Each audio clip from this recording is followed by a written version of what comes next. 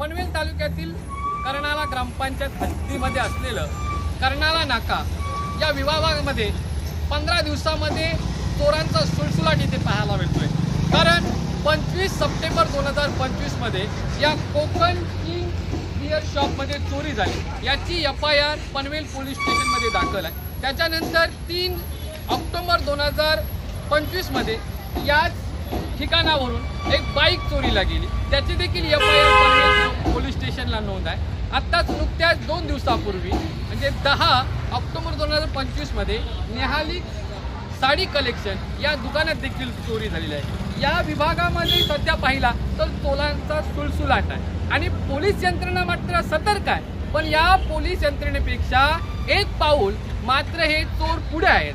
तर पोलिसांना मात्र आता त्या चोरांपेक्षा एक पाऊल पुढे जावं लागेल आणि या चोरांच्या मुसक्या आवळाव्या लागतील। कारण येथील जे स्थानिक दुकानदार आहेत ते सध्या दहशतीखाली आहेत।